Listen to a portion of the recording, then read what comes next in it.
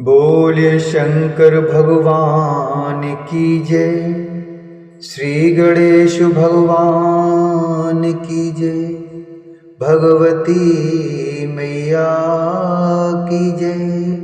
भगवती मैया की जय। श्री शिव महापुराण के अंतर्गत कोटि रुद्र संहिता जो कि चतुर्थ संहिता है, इसके अध्याय 33 में आज हम प्रवेश करेंगे और जिसमें वर्णन है घुश्मेश्वर ज्योतिर्लिंग एवं शिवालय के नामकरण का आख्यान। सूत जी बोले, पुत्रं दृष्ट्वा कनिष्ठाया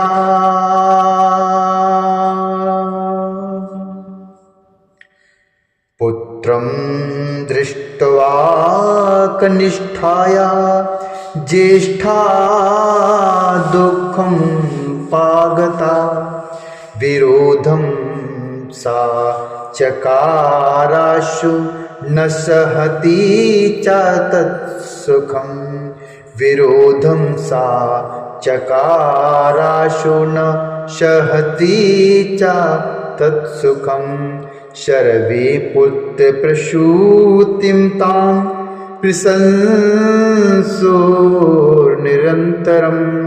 तया तत्सहते न स्म शिशोरूपादिकं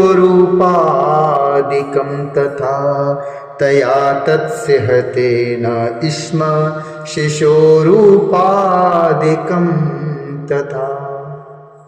सूत जी बोले, अपनी छोटी बहन के पुत्र को देखकर बड़ी बहन दुखी हुई और वह उसके पुत्र सुख को सहन न करती हुई उससे विरोध करने लगी। सब लोग उस पुत्रवती की निरंतर प्रशंसा करते थे, किंतु सुदेहा को यह शब्द तथा शिशु का रूप आदि सहन नहीं होता था। माता पिता के अत्यंत प्रिय तथा सद्गुणों के पात्र उस पुत्र को देखकर उसका हृदय अग्नि के समान तप्त हो जाता था, जल जाता था। इसी बीच कुछ विप्र कन्या देने के लिए आए और सुधर्मा ने विधि पूर्वक उस अपने पुत्र का विवाह वहीं संपन्न कर दिया। सुधर्मा अपनी छोटी स्त्री घुष्मा के साथ परम आनंद को प्राप्त हुआ और सभी संबंधी उस घुष्मा का सम्मान करने लगे। उसे देखकर सुदेहा मन ही मन जलने लगी और हाय मैं मारी गई ऐसा कहती हुई बहुत दुखी हुई। सुधर्मा अपनी विवाहित पुत्र तथा पुत्रवधू को लेकर घर आकर अपनी दोनों स्त्रियों के साथ हर्षित होते हुए उत्साह प्रदर्शित करने लगा।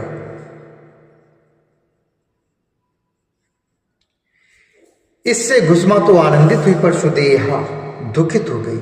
वह उस सुख को सहन न करती हुई दुखी होकर पृथ्वी पर गिर पड़ी। तब घुष्मा ने कहा, ये पुत्र तथा पुत्रवधू तुम्हारे ही हैं, मेरे नहीं। पुत्र तथा बहू ये दोनों भी उसे अपनी माता तथा सास ही मानते थे। पति सुधर्मा भी अपनी ज्येष्ठ स्त्री का जैसा आदर करता था वैसा कनिष्ठ का नहीं। फिर भी वह ज्येष्ठ पत्नी अपने मन में कपट रखती थी। एक दिन ज्येष्ठा सुदेहा ने दुखी होकर अपने मन में विचार किया कि मेरे इस दुख की शांति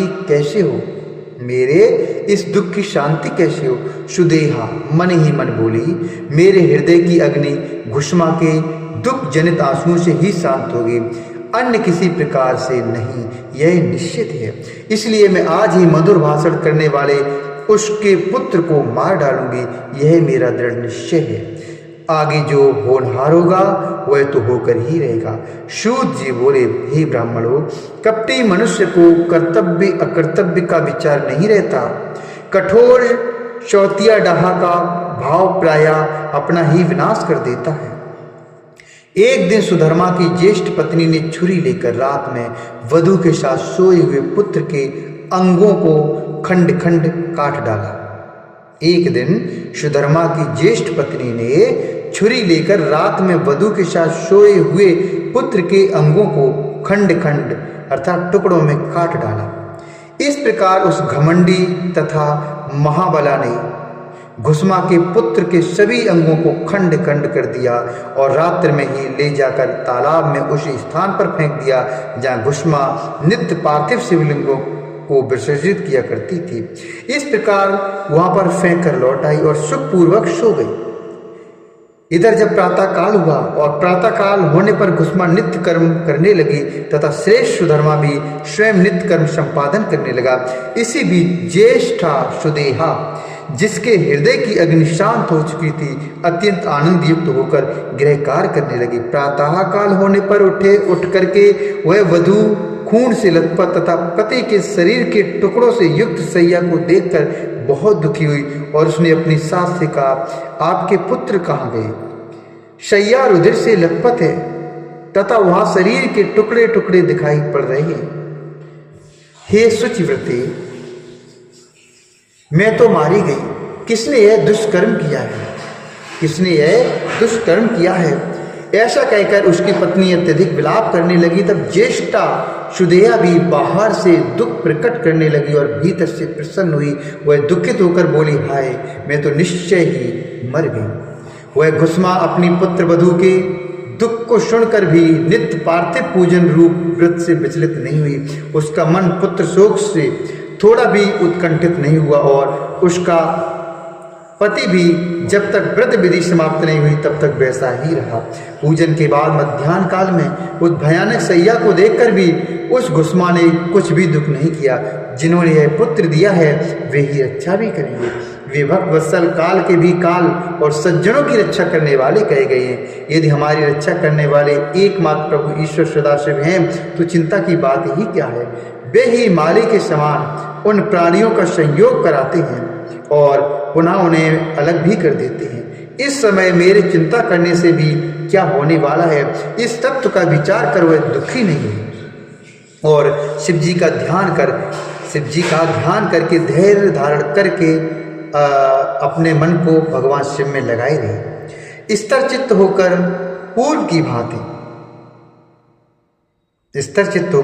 भांति पार्थिव शिवलिंगों को लेकर शिव के नामों का उच्चारण करती हुई वह सरोवर के तट पर गई। जब वहां पार्थिव लिंगों को डालकर वह लौटने लगी तब उसने सरोवर के तट पर खड़े अपने पुत्र को देखा। पुत्र बोला, हे माता, आओ मैं तुमसे मिलूंगा। मातरे मिलस्यामि मृतो अहम जीवतो अधुना तब पुण्य प्रभावाद् कृपया शंकर शिवे तब पुण्य प्रभावाधि कृपया शंकर शिवे। पुत्र बोला, हे माता, आओ मैं तुमसे मिलूंगा। मैं तो मर गया था किंतु तुम्हारे पुण्य के प्रभाव से और शंकर जी की कृपा से अब मैं जीवित पुनः हो गया हूँ। सूत जी बोले, हे दुजो, वह घुस्मा अपने उस पुत्र को जीवित देखकर भी वैसे ही अधिक प्रसन्न न हुई जैसे कि उसके मरने पर दुखी न थी, किंतु यथावत शिव जी के ध्यान में तत्पर रही। इसी समय वहां संतुष्ट हुए ज्योतः स्वरूप सदाशिव शीघ्र प्रकट हो गए और उससे कहने लगे। शिव जी बोले, हे वरानने, मैं प्रसन्न हूँ, तुम वर मांगो। उस दुष्टा ने जिसे मारा था अब मैं अपने त्रिशूल से उसे मारूंगा। सूत जी बोले, तब विनत हुई घुस्मा ने शिव जी को प्रणाम कर यह वर मांगा, हे नाथ, आप मेरे इस बहन सुदेहा की रक्षा कीजिए। शिव जी बोले, उसने तो अपकार किया है, फिर भी तुम उसका उपकार क्यों कर रही हो? दुष्ट कर्म करने वाली सुदेहा तो वध के योग्य है। घुस्मा बोली, हे प्रभु, आपके दर्शन मात्र से पाप नहीं रह जाता है, इसलिए आपका दर्शन करते ही उसके सभी पाप दूर हो गए। जो पुरुष अपकार करने वालों के प्रति उपकार करता है उसके दर्शन मात्र से ही पाप दूर भाग जाते हैं। देव, मैंने भगवान का ऐसा अद्भुत वाक्य सुना है, इसलिए हे सदाशिव, जिसने जैसा किया है वह वैसा करे। सूत जी बोले, उसके द्वारा इस प्रकार कहे जाने पर भक्त वत्सल कृपा सिंधु महेश्वर अति प्रसन्न हो गए और उन्होंने पुनः कहा। शिव जी बोले, हे घुस्मे, अन्य द्वरम ब्रूहि घुस्मे ददामि चाहितं तव तदो भक्त्या सुप्रसन्नोऽस्मि निर्विकार स्वभावतः तदो त्वद्भक्त्या सुप्रसन्नो वशी निर्विकार स्वभावता। शिव जी बोले, हे घुष्मेव, अब तुम कोई अन्न वर मांगो, मैं दूंगा। मैं तुम्हारी भक्ति से तथा निर्विकार स्वभाव से अत्यंत प्रसन्न हूँ, इसलिए तुम्हारा हित करना चाहता हूँ। सूत जी बोले, उनका यह वचन सुनकर उसने कहा, यदि आप मुझे वर देना ही चाहते हैं तो आप संसार की रक्षा के निमित्त मेरे नाम से यहीं पर स्थित हो जाइए। तब अत्यंत प्रसन्न हुए महेश्वर शिव जी बोले, हे घुष्मेव, मैं तुम्हारे नाम से घुष्मेश्वर के रूप में प्रसिद्ध होकर यहाँ निवास करूंगा और सबको सुख प्रदान करूंगा। यहाँ पर मेरा घुष्मेश्वर नामक शुभ ज्योतिर्लिंग प्रसिद्ध होगा और यह सरोवर सदा सभी लिंगों का निवास स्थान होगा। इसलिए यह शिवालय नाम से तीनों लोकों में प्रसिद्ध होगा। यह सरोवर दर्शन मात्र से सदा सभी कामना को पूर्ण करने वाला होगा। हे सुब्रते, तुम्हारे बस में 101 पीढ़ी पर्यंत इस प्रकार के ज्येष्ठ पुत्र होते रहेंगे, इसमें संदेह नहीं है। वे सुंदर स्त्री वाले, महाधनी, दीर्घजीवी, मेधावी, विद्वान, उदार तथा भोग मोक्ष के फल को प्राप्त करने वाले होंगे। इन सबको 101 पुत्र होंगे, जो गुणों में परस्पर एक से एक अधिक होंगे। इस प्रकार तुम्हारे वंश का अति सुंदर विस्तार होगा।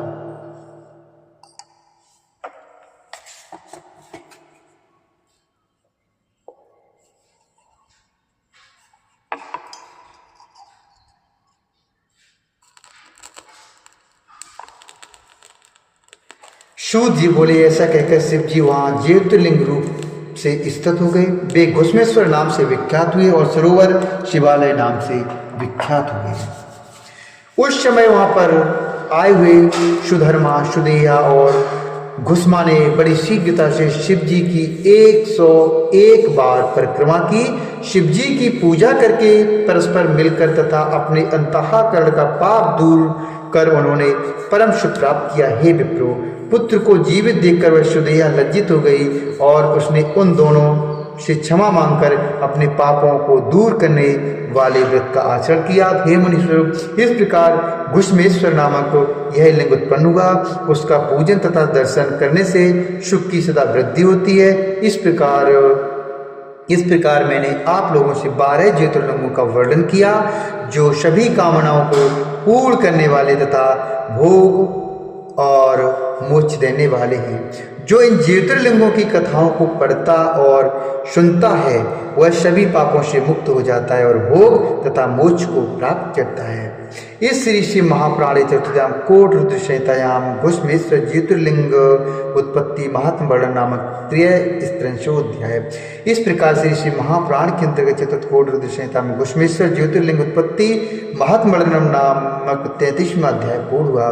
बोली शंकर भगवान की जय, घुष्मेश्वर भगवान की जय।